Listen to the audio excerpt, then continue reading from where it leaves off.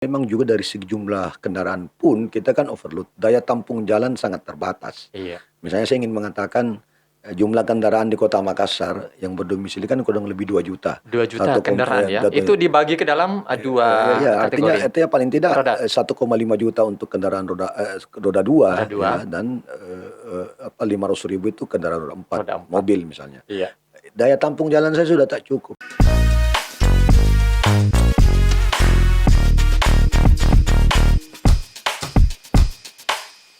Assalamualaikum warahmatullahi wabarakatuh. Selamat datang di podcast Orkes Obrolan Kekinian Sulawesi Selatan by Kabar Kota Sulsel. Dan tentu saja masih bersama saya Usmarlah Haji, sang pengiring orkes pastinya ya. Dan tentu saja di edisi kali ini saya kedatangan tamu lagi atau narasumber yang hadir di studio kami saat ini. Kalau boleh saya informasikan kepada Anda bahwa tamu saya ini bisa dibilang salah satu pimpinan OPD di salah satu pemerintah Kota Makassar, dan tentu saja hadir di sini untuk berbincang-bincang bersama kami tentunya di podcast Orkes. Dan kalau saya informasikan juga bahwa beliau ini cukup bisa dibilang kadis yang kritis dan juga mau menerima kritikan seperti itu. Dan saya hadirkan untuk Anda. Dan tentu saja kita akan membahas beberapa persoalan yang terjadi di mana? Di Dinas Perhubungan Kota Makassar seperti itu ya. Saya langsung menyapa beliau. Ada Pak Iman Hud, Kepala Dinas Perhubungan Kota Makassar. Assalamualaikum Pak Kadis, apa kabar? Waalaikumsalam warahmatullahi wabarakatuh. Gimana kabar hari ini? Alhamdulillah baik. Alhamdulillah baik. Waduh, ini saya lihat Pak Kadis inilah yang menjadi salah satu fenomenal ya kali ya seperti itu ya Pak Kadis ya. Karena biasanya beliau tampil itu dalam kondisi yang menegangkan seperti itu, bukan itu Pak Kadis ya? Ya, atau jangan tegang yang lain ya Pak Kadis? Waktu di Satpol PP. Waktu di situ, sekarang sudah di Disub. Di Disub sekarang ya. Tapi sekarang di Disub masih gimana Pak Kadis? Ya seperti ini, kita dihadapkan dengan berbagai macam persoalan, terutama tentang kemacetan, kemudian hal-hal yang menyangkut tentang. Tapi sebentar Pak Kadis, kita bahas itu. Saya mau tanya Pak Kadis dulu, untuk di studio kami ini seperti apa sih Pak Kadis melihat apa yang ada di sini Pak Kadis? Menurut Pak Kadis? Poin pertama ya, Iya.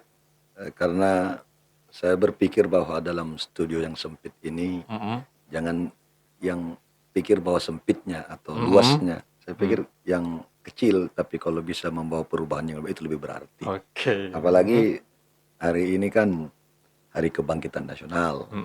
Tanggal 20 Mei ya Pak Kadis ya? Tanggal 20 Mei, lahirnya Budi Utomo, dan tentu perbincangan ini kan tidak lepas daripada pemikiran.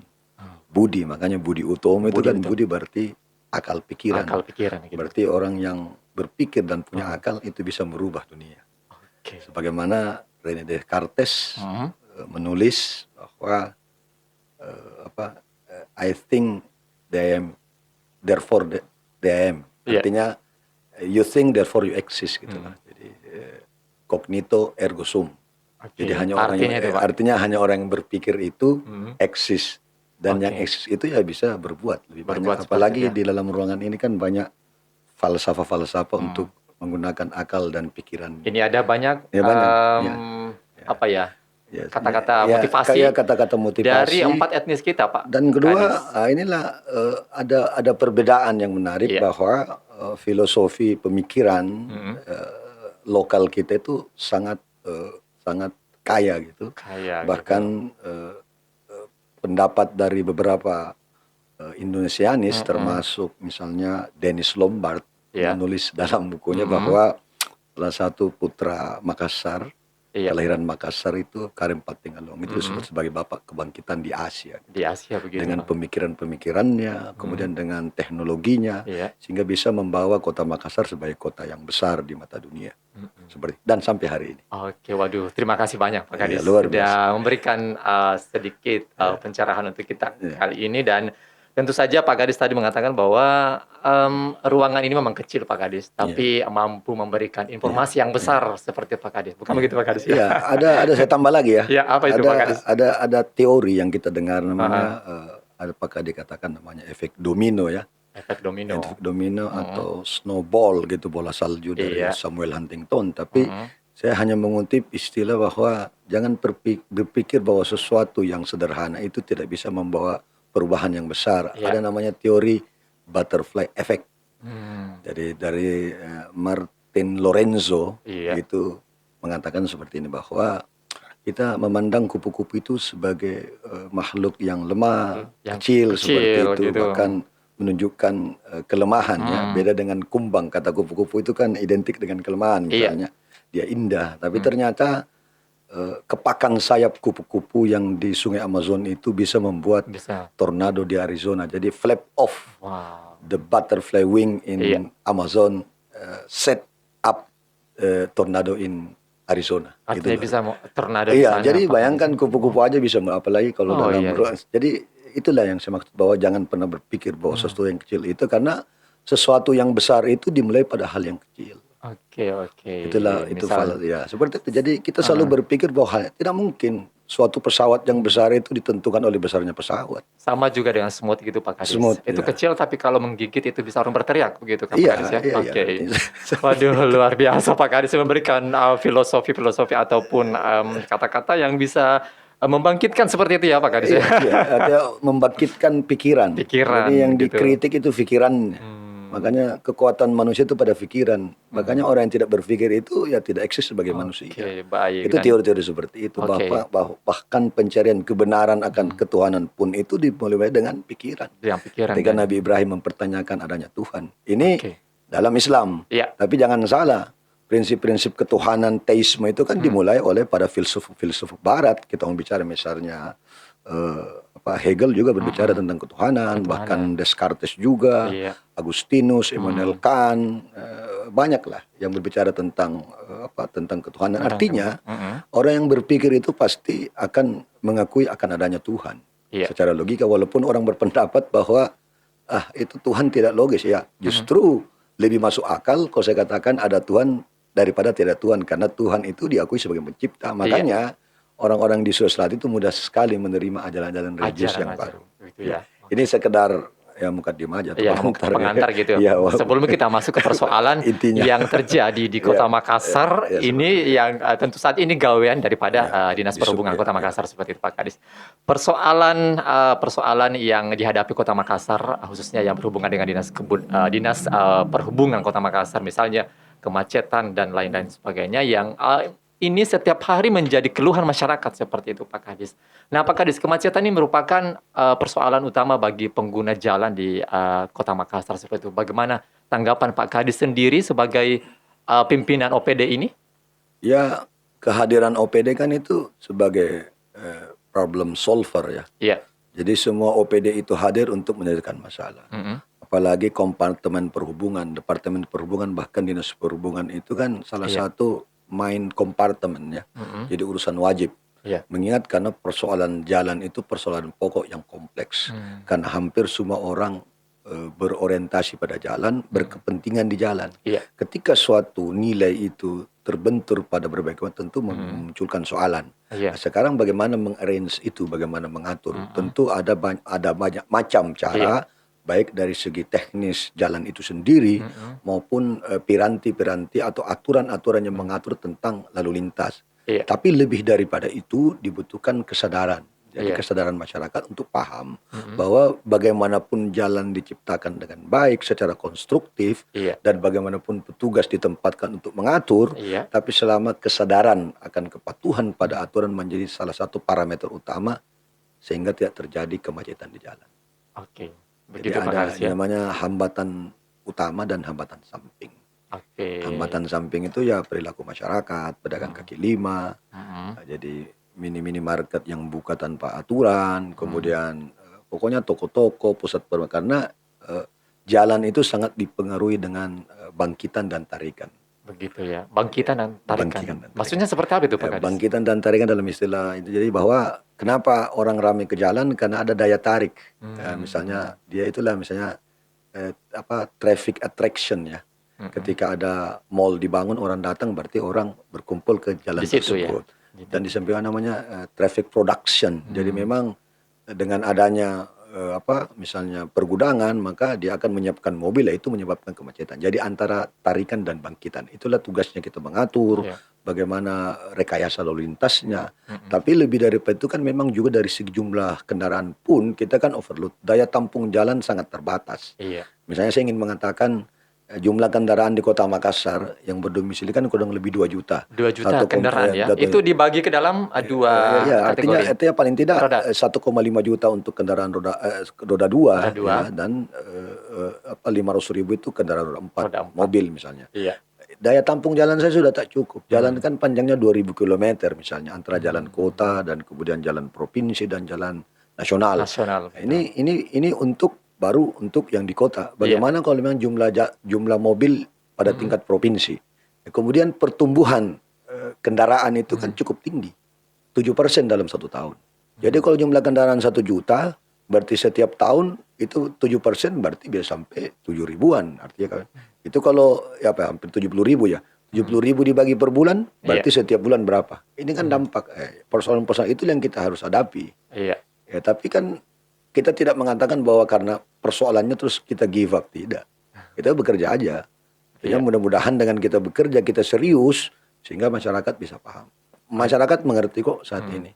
Seberapapun petugas yang ditempatkan di jalan, memang jumlah kendaraan sangat banyak. Iya. Kemacetan itu bukan hanya disebabkan oleh ruas jalan yang sempit. Itu kalau terjadi lampu merah, traffic light itu bikin macet. Bisa dibayangkan kalau dia 1 menit menunggu berapa panjang kendaraan ke belakang, belum sempat lewat sudah merah lagi.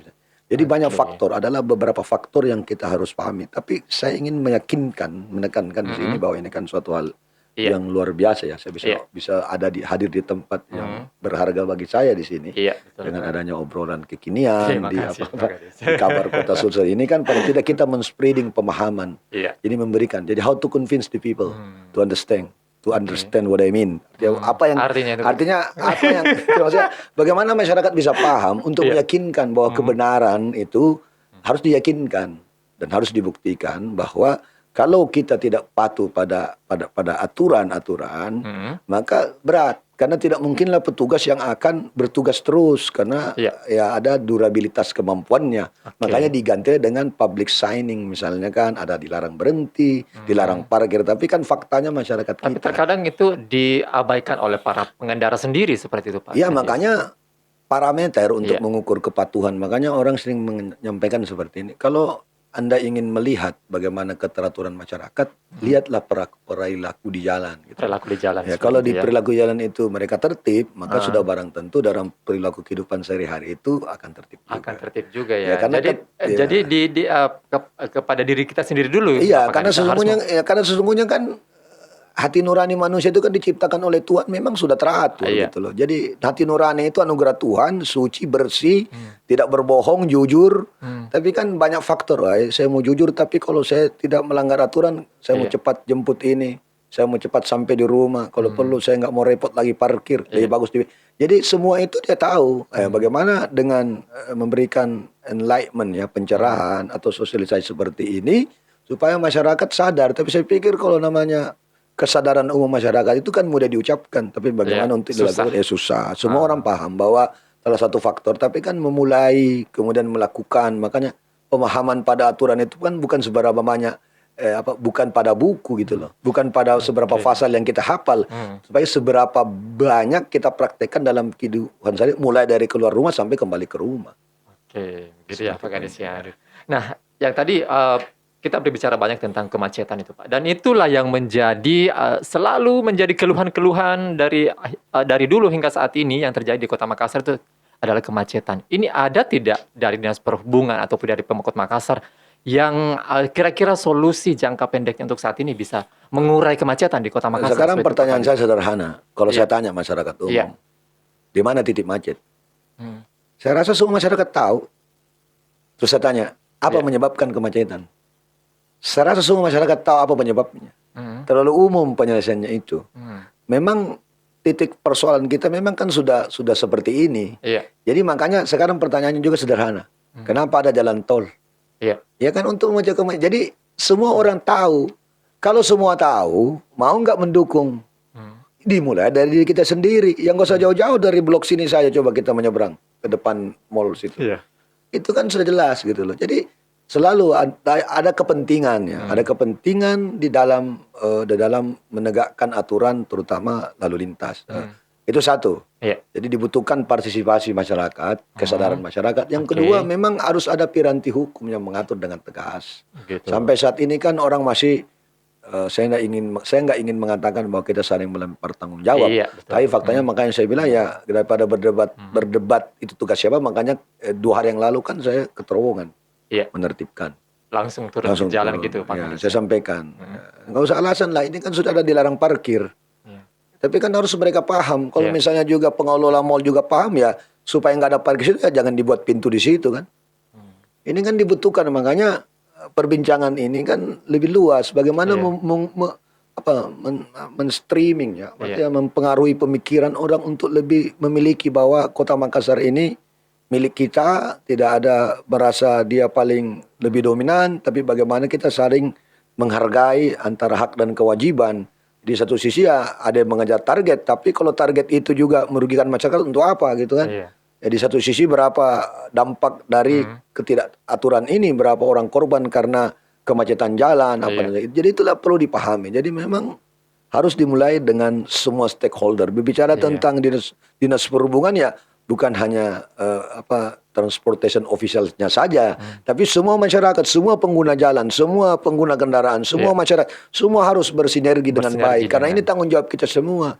Jalan itu penting. Kenapa tidak macet? Kenapa harus tidak macet gitu loh? Kan orang mengatakan ya kalau macet sih biasa-biasa aja Pak. Tapi tahu nggak kalau misalnya tiba-tiba ada terjadi bencana, terus terjadi kemacetan, itu kan akses untuk menyelamatkan orang kan lebih sulit kalau dia macet. Nah, jadi cuman kan orang tidak mau berpikir jauh, mereka hanya berpikir pendek. Makanya orang yang kadang-kadang tidak logis itu dianggap pikirannya pendek. Gitu. Tapi kalau untuk Pak Kadis yang mobil-mobil ataupun kendaraan yang parkir di jalan raya misalnya di Boulevard lah begitu Pak Kadis ya. Itu sebenarnya wewenang dari Dinas Perhubungan atau dari Polres mungkin atau dari mana gitu. Jadi ini kan saya tidak ingin, karena itu yang menjadi salah satu pemicu kemacetan gitu Pak Kadis. Dan itu salah satu penyebab sehingga tidak bisa maksimal. Karena orang selalu memilah bahwa ini tugas saya, bukan tidak. Kalau saya pikir tidak ada lagi istilah seperti itu. Ini tugasnya. Harus kita sama-sama lah. Sekarang kalau ditanya, jalan-jalan anggota saya bertugas jalan apa? Kan jalan provinsi. Tapi kan saya tidak pernah mengatakan bahwa saya tidak kerjakan. Dan kalau macet pun di Kota Makassar, yang dipertanyakan kan saya dari pengaduan 112 kan bagaimana Pak? Ya, saya kerjakan saja. Walaupun dikatakan itu sampai kapan kita bisa berbuat? Karena kalau kita harus berdebat dengan kewenangan, kapan kita bisa berbuat? Ya kerjakan saja gitu loh. Mengenai mau itu urusan Tuhan yang di atas sama masyarakat, daripada kita diam.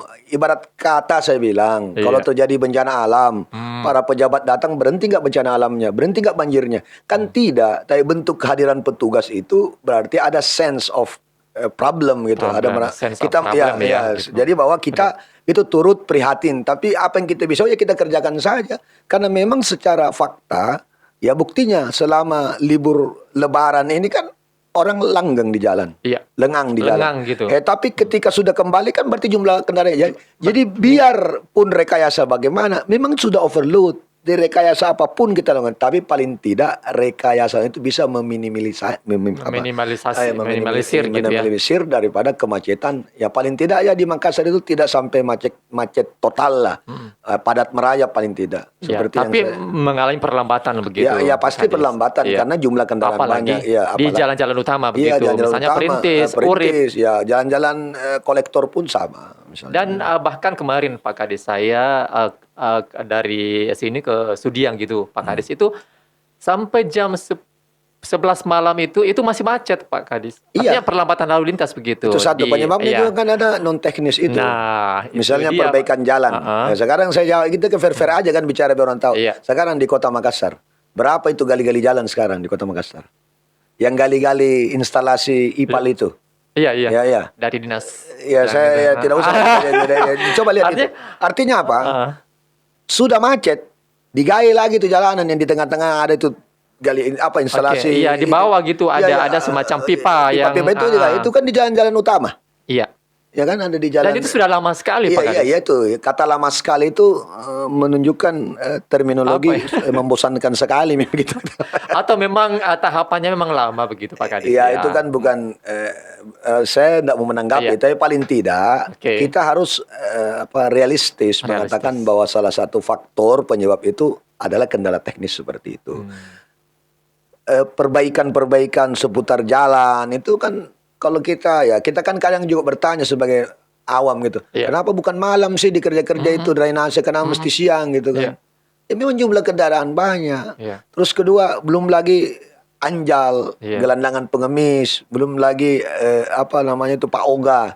Ya kan sebenarnya itu Pak Kadis. Itu juga saya mau tanyakan karena masyarakat juga banyak mengeluhkan itu Pak Kadis. Iya, banyak. Dan itu mengatakan bahwa saya tidak ini ya Pak Kadis. Cuman dari telinga saya sendiri langsung ya Pak Kadis bahwa memang salah satu kemacetan itu karena adanya aturan-aturan yang dilakukan oleh Pak Oga begitu Pak Kadis. Nah itu tidak ada dari Dinas Perhubungan sendiri yang langsung memberikan pengarahan begitu Pak Kadis. Gimana itu? Tidak ada. Itu yang menjadi. Oke, saya garis bawahi tidak ada. Benar nggak tidak ada? Iya. Benar nggak? Tidak, saya tanya benar nggak tidak ada? Saya biasa di jalan juga mendapatkan itu. Iya, sekarang benar nggak tidak ada? Biasa. Ya, coba dibuka aja jejak rekam digitalnya kan ada. Itu kan tahun lalu saya kerjasama. Sudah berapa yang saya tangkapin? Ini kan persoalan bukan di situ substansinya. Sekarang mau nggak mereka turun jadi Pak Oga kalau semua terpenuhi? Salah satu faktor. Tapi Pak Oga itu, saya nggak mengatakan Pak Oga itu tidak punya pengaruh. Tapi yang paling berpengaruh jumlah kendaraan yang sangat banyak. Pak Oga itu berapa persen yang mempengaruhi kemacetan di Kota Makassar? Sekarang persoalannya sampai kapan Pak Oga mau ditertibkan? Kita sudah berusaha. Ya Pak Oga aja. Kalau saya tanya, kasus narkoba, kasus korupsi kapan mau dihentikan? Setiap ditutup ada kasus baru lebih besar. Apalagi Pak Oga. Tapi kan mereka juga itu bentuk dari ketidakadilan. Coba mereka sekolah. Coba mereka diberikan keterampilan. Kan tidak mungkin jadi Pak Oga. Jadi substansinya di mana? Tapi itu kan bukan jawaban untuk ngeles bagi saya. Tapi sekarang contoh.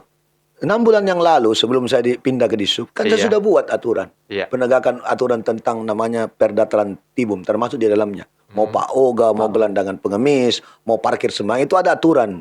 Karena selama ini kita menggunakan perwali. Sekarang kita masih berdebat, tugasnya siapa? Emang ada ditulis di Disub bahwa tugasnya Disub itu menegakkan perwali. Ada nggak perwali tentang Pak Oga? Kan tidak ada. Ya, ini kan orang tidak paham. Makanya dengan penjelasan eksplanasi seperti ini orang menjadi paham bahwa dibutuhkan memang ada piranti hukum. Ada landasan hukum untuk kita berbuat. Sekarang kalau saya pergi rahasia Pak Oga, terus saya tangkap atau saya dia lari, terus dia tabrakan, terus dia meninggal, saya mau tanggung jawab kalau tidak diminta-minta. Terus ditanya, apa nomenklaturnya Disub? Nangkap Pak Oga? Kan tidak. Tapi kan orang bilang ini Disub. Ya sekarang persoalannya seperti itu. Terus bagaimana kita menjaga ruang-ruang yang digunakan Pak Oga? Itu di depan kantor pos Jalan Petarani. Itu kan sebenarnya tidak perlu ada Pak Oga. Tapi Pak Oganya datang. Kalau saya datang dia pergi. Saya kan turun.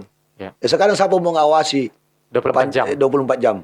Di sub kami itu bertugas ada 15 titik kemacetan dalam kota. Satu titik itu 5 orang. Berarti sudah hampir 200 orang serentak misalnya sampai ke Barombong. Terus mereka menjaga itu dari jam 6 sampai jam 8. Ya, tidak mungkin dia jaga per menit. Kita saja orang tua tidak bisa jaga detik per detik kita punya anak, apalagi namanya di sub di jalan. Belum lagi, jadi banyak hal. Tapi ini bukan saya mengatakan saya minta pembelaan. Makanya saya kemarin kalau ada pada kesempatan ini pun saya meminta maaf kepada semua khalayak atas ketidaknyamanan, atas keterbatasan saya. Saya fairness aja gitu kan. Mau nggak kita konsisten sama-sama kita bekerja? Kan paling mudah itu menyalahkan orang, tapi bukan tipikal saya seperti itu. Tapi kira-kira apa yang harus dilakukan? Ya Pak? Paling tidak itu yang saya sampaikan tadi. Yang artinya bagaimana bersinergitas. Misalnya satu, Pak Oga. Bagaimana kalau Pak Oganya misalnya dirazia, disimpan di mana, sampai kapan? Bagaimana hukumannya? Baru 1 hari tangkap, keluar lagi. Iya kan? Coba aja kita buktikan. Saya beberapa kali turun. Waktu saya di Satpol PP berapa kali saya. Tapi memang selalu. Makanya saya bilang analoginya sederhana. Narkoba itu udah bosan tuh polisi nembakin yang namanya gembong narkoba. Tapi ada aja narkoba misalnya. Sudah bosan itu. Mulai dari polisi, jaksa, KPK nangkapin para koruptor. Tapi buktinya kan nggak habis-habis tuh koruptor. Dari kelas 3 sampai kelas kakap. Ya bagaimana? Apalagi Pak Oga yang sanksinya itu hanya sangat terbatas. Makanya saya mengusulkan ini kita bicara belak-belakan saja supaya kita paham, supaya orang paham. Makanya saya butuh kritikan. kritikannya konstruktif, ya tidak akan mungkin kita bisa menemukan sesuatu yang lebih baik tanpa dikritik gitu. Tanpa ada kritikan begitu, Pak Iya, Kadis. dalam teori-teori filsafat pengetahuan seperti itu ada namanya revolusi sains dari Thomas Kuhn. Namanya. Saya bisa mau tanya ini Pak Kadis. Ya. Pak Kadis bosan nggak jadi Kepala Dinas Perhubungan? Ya saya pikir ini kan tanggung jawab. Ya tanggung jawab. Terus kalau dibilang siapa ya di antara beberapa OPD kan saya bilang bertanggung jawab terhadap 2 juta masyarakat yang tinggal di Kota Makassar. Jadi artinya ya semua orang pasti punya apa nih namanya Jenuh gitu kan? ya ada namanya titik jenuh, capek dan ya kadang karena saya sudah sering berhubungan dengan persoalan langsung dengan masyarakat. Saya 6 tahun di Satpol PP. Iya. Saya pernah jadi camat. Jadi saya pikir memang keluhan-keluhan itu, tapi kan itu sebagai dorongan bagi kita dan ya kita berbuat saja lah. Yang penting masyarakat bisa kita layani dengan baik. Ya, yang jelas Pak Kadis bisa menerima kritikan dari masyarakat. Oh, saya sangat begitu menerima. ya? Dikritik saja supaya saya bisa terbangun dari terlelap tidur saya. Kalau saya tidak Bangun kritik. pun itu harus tetap dikritik gitu Iya, Pak iya, Kadis iya, ya. iya, Oke. bangun. Luar biasa Pak Kadis ya. Sama-sama. Saya menjadi salah satu bisa dibilang fansnya Pak Kadis sekali. Ya, nanti kita berbagi lah, kita share di sini. Mungkin Oke. kita saling Nah, untuk kepentingan Kota Tadi Makassar. membahas tentang kemacetan Pak Kadis. Nah, ini juga yang berhubungan dengan kemacetan itu adalah transportasi, moda transportasi Pak Kadis. Kalau untuk saat ini di Kota Makassar kita sudah gunakan transportasi teman bus. Ya, teman Bas. Ini juga menjadi persoalan juga teman bus. Gimana dari Dinas Perhubungan sendiri? Persoalannya- Gimana menanggapi persoalan persoalannya di mana? yang ketika ini katanya mengambil rezeki yang misalnya kayak angkutan umum lain Iya. gitu Pak Kadis. Gitu. Benar nggak itu? Katanya seperti Iya, itu ada katanya. beberapa Ya, oke. netizen yang begitu Pak Kadis. Tidak apa-apa, sekarang saya jawab. Iya. Apa tuntutannya itu PT-PT? Supaya saya nggak lewat, kan saya nggak lewat di Iya. jalurnya. Di jalur 2. Dia demo saya kan nggak lewat. Iya. Tapi harus mereka paham. Mm-mm. Secara alamiah, orang akan bersaing bahwa masyarakat kita itu butuh transportasi yang layak dan aman. Transportasi massal Sekarang gitu. layak nggak mereka naik di PT-PT misalnya? Dari segi keselamatan. Kan tergantung kita. Saya nggak mengatakan bahwa PT-PT itu tak layak. Iya. Tapi kita bisa buktikan salah satu faktor kenapa orang pindah ke moda transportasi karena dianggap yang lain lebih layak gitu kan. Saya juga tidak bisa menyalahkan. Bahkan saya juga mengatakan saya yang pertama kali mendukung ketika PT-PT menaikkan tarifnya. Karena menaikkan tarif itu masuk akal. Iya. Karena bensin naik. Kan? Bensin naik Iya, iya. harus Cuman saya PT-PT sampaikan, naik juga. apa dasar logika PT-PT kotamu itu yang demo saya untuk lewat di jalur perintis. Dengan syarat saya tidak mengangkut penumpang. Itu kan tidak masuk akal. Iya, iya. Makanya saya bilang kita duduk bersama, kita berdebat secara argumentatif. Iya. Jangan dengan emosional. Jangan dengan sentimental. Tapi Iya. menggunakan solusi. Kan pada akhirnya juga PT-PT bilang, buka aja lagi Pak. Jalur 2 saya tidak usah, saya sudah buka jalur baru. Itu satu. Yang kedua, Iya. persoalan, kewenangan di mana itu BAS sebenarnya? Itu kan dari provinsi. provinsi. Tapi kan provinsi saya tidak bisa mengatakan karena provinsi itu bukan urusan saya, tapi kan saya sama-sama duduk bersama. Bagaimana mencari solusi yang terbaik untuk supaya bermuara pada kepentingan masyarakat. Iya. Ya kan saingan PT-PT kan bukan hanya teman BAS. Iya. Yang lain, ada yang namanya ojek online yang lain.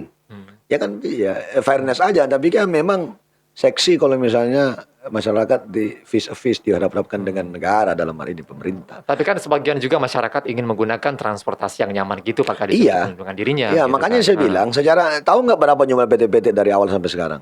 Belum nggak tahu. Ya, saya jelaskan. Dulu kan 3.000. 3.000 Sekarang PT. kurang lebih tinggal 800. Kenapa 800. dia habis? Ya karena secara alamiah. Itu sudah di ini. Bukan secara alamiah. Secara alamiah dia tidak bisa bertahan. Artinya usianya gitu Ya, ya. secara usia kemudian persaingan. Sekarang misalnya kita berbicara tentang bentor misalnya. Ya mungkin dulu kan bentor banyak. Iya. Tapi karena berkembangnya ilmu dan teknologi mereka akhirnya secara perlahan-lahan hanya bisa bertahan di daerah pinggiran yang kebetulan dataran tinggi bagi ibu-ibu, bagi emak-emak, apakah namanya itu yang menganggap bahwa bentor itu dianggap kendaraan yang praktis karena bisa membawa barang beda dengan Iya, betul. jadi banyak faktor. Inilah Banyak faktor, kepentingan-kepentingan yang berbeda, motif Iya. yang berbeda di dalam berkepentingan pada jalan sehingga di sub itu menjadi salah satu OPD yang sangat sibuk, Sibuk. tidak ada batasnya sampai doa. Itu Iya. belum lagi kewenangan untuk lampu jalan ada di sub sekarang, bukan cuma di dinas. Oh begitu. Sekarang Iya. sudah dialihkan. Iya, ada dinas yang itu. ada 38.000 titik lampu di Kota Makassar yang harus saya benahi kalau dia putus, kalau dia apa. Setiap malam. Semua jalan yang ada di Kota Semua Makassar. jalan. Jadi cara untuk misalnya melaporkan gitu ya Pak Kadis laporkannya gimana? dia telepon aja di 112. 112. Ya, bilang lampu saya mati atau bagaimana. Itu aja tiap hari kita kerja. Begitu. Iya. 38.000 Titik lampu. titik lampu yang ada di Kota Makassar Iya. gitu ya. Itu semua kewenangan daripada 10.300 lampu lorong. Oh. Aduh. Ada putus. Kalau pecah satu Pak Kadis Ya gimana? kita perbaiki, kita ganti lagi. Ya makanya kan kadang-kadang ya ada saja juga kadang-kadang lampu jalan dikasih patah ada. Belum lagi rambu-rambu jalan apa nanti. Jadi itu memang semua itu dibutuh piranti hukum untuk mengatur semua itu. Keteraturan itu satu kebutuhan. Sejak kapan sih Pak? Sejak kapan? Januari sudah dibelikan. 2022. 2022. Oh ya, oke. Nah terkait dengan transportasi massal tadi Pak Kadis, dengan teman bus ini, apakah itu sudah layak ya atau gimana? Atau mungkin ada transportasi massal lain yang dinas perhubungan yang ini kan bus itu kan 88 unit ya, iya, yang diberikan kepada dari beberapa koridor ya. dari koridor 1, 2, 3, 4, kemudian saya membuka koridor baru lagi, koridor baru yang ke arah Galesong ya, Galesong Takalar dan ke Perum Kertas Goa. Oh, gitu. Nah, itu kan sangat membantu masyarakat dari segi ketepatan waktu, Iya. kenyamanan, keselamatan dan finansial.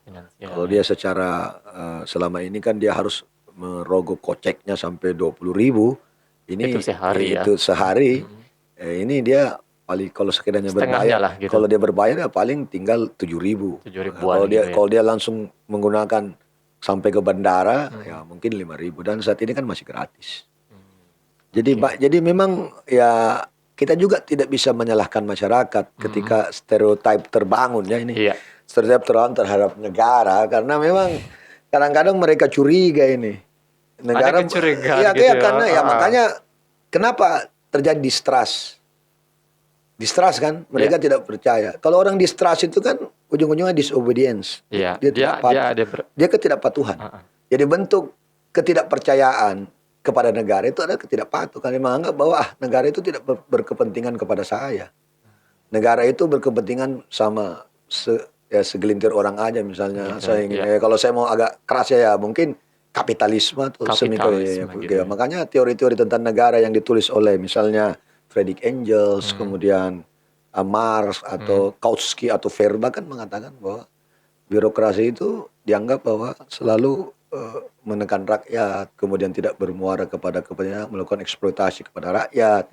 Padahal sebetulnya ada agenda tersembunyi dengan beberapa kelompok-kelompok kapitalisme baik yang nyata maupun semua. Itu kan teori, bukan berarti saya yang bilang. Ya kan cuma teori tentang kekuasaan sosial kan seperti itu. Oke. Nah, ini kita sudah banyak bicara tentang kemacetan gitu Pak Kadis, kemudian transportasi. Ada juga salah satu persoalan juga yang terjadi di Dinas Perhubungan ini Pak Kadis. Biar netizen kita di luar, penonton kita di podcast Orkes ini tahu sebenarnya apa sih yang terjadi di Dinas Perhubungan Kota Makassar. Ini terjadi, ini salah satunya adalah truk 10 roda gitu Pak Kadis. Nah ini sempat menjadi perdebatan juga di Dinas Perhubungan Makassar dan tetangganya gitu Pak Kadis. Gimana sebenarnya itu Pak Kadis? Karena masih banyak memang sih dinas truk 10 roda itu yang berseliweran ketika bukan di jam malam begitu. Yang sesuai dengan Perwali 94 gitu. Ini kan juga orang tidak paham. Iya. Truk 10 roda itu kan harus kita bedakan. Yang mana yang tidak boleh masuk di Kota Makassar. Kan orang tidak tahu, padahal ini sudah berapa tahun. Iya. Itu tahun 2013, Perwali 94. Iya, 94. Jadi nama jalur operasional dan jam operasional. Iya. Itu sudah. Truk-truk 10 roda yang pengangkut galian-galian itu kan sudah tidak ada lagi.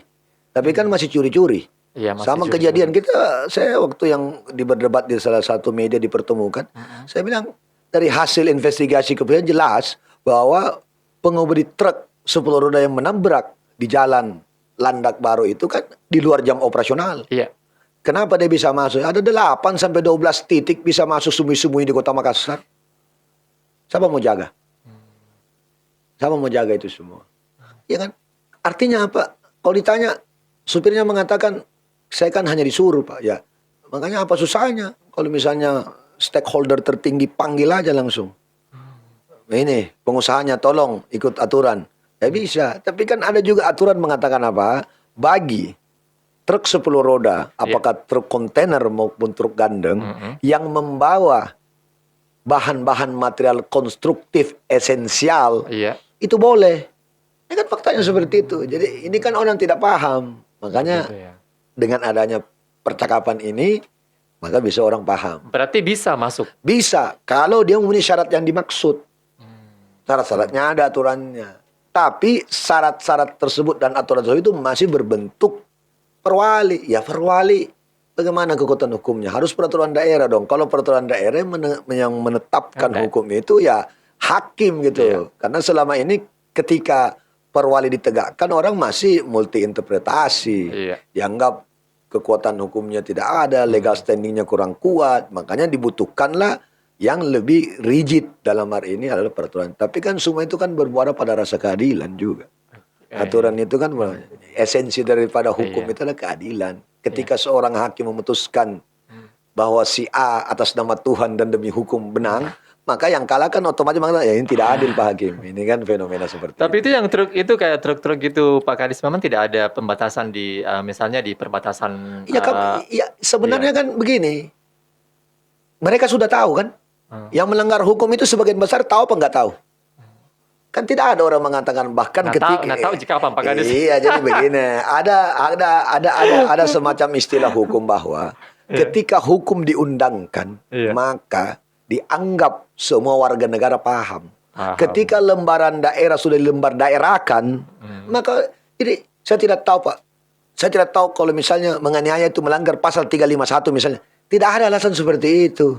Jadi makanya saya bilang kesadaran hukum, kepatuhan hukum itu linear dengan penegakan hukum. Sedangkan tidak ditegakkan saja hukum, orang sudah melanggar. Sedangkan ditegakkan hukum saja orang melanggar. Bagaimana kalau tak ditegakkan? Makanya dia linear. Pemahaman hukum, pendidikan hukum dimulai dari anak kecil gitu loh. Golden age-nya itu umur 5 tahun. Makanya di kepolisian namanya itu mengenalkan rambu pada anak-anak. Jadi makanya harus komprehensif. Bukan cuma di sub. Semua OPD. Ini kan sekarang orang ketika membagi OPD, maka dibilang ini sekat bukan tidak. Ketika ada kata itu bukan urusan saya, jangan harap bisa terjadi penanganan masalah dengan baik. Makanya saya sensitif kalau dia bilang itu bukan. Jangan. Dia demi urusanku saya. Daripada kemarin berdebat, bilang saya punya kewenangan itu Pak Oga. Kasih masuk di Satpol PP, tak kalah semua. Makanya saya bikinlah namanya Perda Trantibum dan Linmas. Daripada kita berdebat kusir, kita rakyat ini tidak butuh kita berdebat, rakyat ini butuh kita berbuat gitu. Mengenai kita sudah berbuat, rakyat juga memahami bahwa dia sudah berbuat, toh mau dia apa. Tapi kalau kita diam tidak berbuat, apa yang kita bisa dapatkan? Orang yang beriman itu kan terukur dari perbuatannya. Asal jangan diadakan lomba debat gitu. Tidak, perdebatan debat ya debate, discuss ya. Artinya debat itu bukan ya, debatnya kalau nilainya untuk itu kan berdebat. Tidak mungkin kita akan begini dalam bahasa dialektika ya. Dialektika itu tujuannya lah untuk menghasilkan sesuatu jawaban dari pertanyaan. Kesimpulan sementara gitu dialektika itu. Makanya ada namanya tesa, antitesa, komensintesa kan begitu. Dalam teori ya makanya ya kita harus paham itu. Jadi makanya kalau orang berdebat nggak usah alergi karena itu baik. Karena kalau tidak ada ya bagaimana kita memahami. Berdebat untuk menemukan solusinya gitu Pak Kadis. Yang tidak boleh itu debat kusir. Debat kusir ya. Debat kusir. Kalau debat yang kayak begini nggak usah sensitif gitu loh. Terus birokrasi ngapain kamu selalu mengatakan saya harus dihargai? Nggak usah lah kamu sudah dihargai sama negara. Ngapain dapat pujian? Birokrasi itu kok dapat pujian. Tapi bagaimana berbuat ya begitu? Berbuat yang hebat itu kalau bukan birokrasi bisa berbuat sebagai itu boleh pujian karena tugas memang masa mau dibilang jagomu itu bakar sate namanya penjual sate yang hebat itu kalau tukang cendol bisa bikin sate itu yang hebat atau ya jadi yang bukan out of the box gitu loh. Memang Pak Kadis salah satu Pak Kadis ini memang luar biasa dan saya senang karena dia suka kritikan gitu. Ya tidak apa-apa. Kita kan begini orang enggak usah lah kita ragu-ragu. Jadi saya tidak segan-segan untuk kritik. Bicara apa aja gitu loh. Makanya saya kadang-kadang agak mengutip ya beberapa percakapannya. Yang pikiran itu mana bisa dibatasi pikiran. Pikiran itu kan bebas. Yang dibatasi itu loh perilaku. Perilaku yang dibatasi. Iya. Kalau pikiran mana kita mau berpikir apapun kita bisa. Saya bisa membatasi pikirannya orang. Ya makanya sekarang Banyak terjadi yang menghadapi persoalan problematika dari kemajuan kota ini kan dibutuhkan saringan pada otak setiap manusia. Negara sudah tidak mampu lagi menyaring yang masuk. Yang bisa menyaring, mana bisa kita halangi anak kita menerima informasi dari luar. Makanya perbaiki saringannya itu dalam otaknya anak kita. karena kalau lepas itu Habis itu sudah ini ya. kita akan bisa Dan itu yang terjadi ketika kita tidak menguasai diri. Iya, menguasai. Sekarang semua orang kan bisa berkomentar. Iya. Bagaimana kalau komentarnya salah kemudian semua diikuti? Iya. Kita aja orang muslim fa'ilam ta'alamun fas'alu ila alul zakir. Ahlu zikir. Kalau kamu tak tahu tanya ahli. Saya Tanya bukan ahli fikih, saya bukan hadis. Tiba-tiba cuman copy paste doang udah bisa jadi ustaz gitu loh misalnya. Mohon maaf. Iya, betul. Ya, you ahli siapa misalnya? Jadi ada parameternya gitu kan. Iya. Ya kalau yang jago bertanya ya jurnalis, dia punya pekerjaan kok, jangan Tapi sekarang ngajarin. masih banyak nih orang yang pintar, Pak Kadis. Iya. Yang- Makanya kata pintar itu tanda kutip referensinya di mana. Terus siapa yang akui kepintarannya?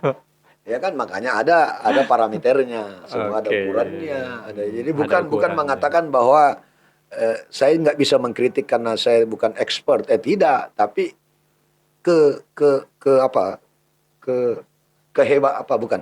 keekspertisanmu itu ada nggak yang akui gitu.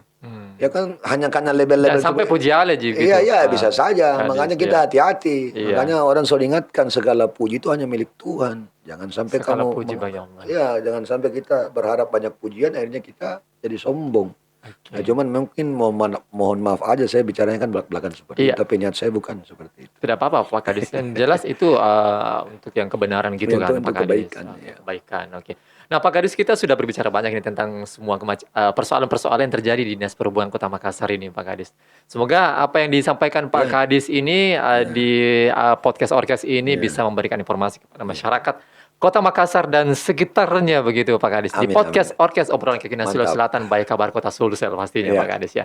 Oke Pak Kadis, satu closing statement-nya atau mungkin ada yang disampaikan ke Pak Kadis ke netizen ataupun Iya. masyarakat Kota Makassar dan sekitarnya begitu Pak Kadis. Terima kasih banyak Oke. penghargaan yang luar biasa di Hari Kebangkitan Nasional ini saya bisa hadir di studio Kabar Kota Sulsel untuk bagaimana memberikan pemahaman, bagaimana men-spreading pemahaman pengetahuan kepada semua masyarakat, dan saya berharap dari tempat ini kita bisa merubah Makassar menjadi lebih baik. Terima kasih. Amin. Oke. Terima kasih Pak Kadis sekali lagi.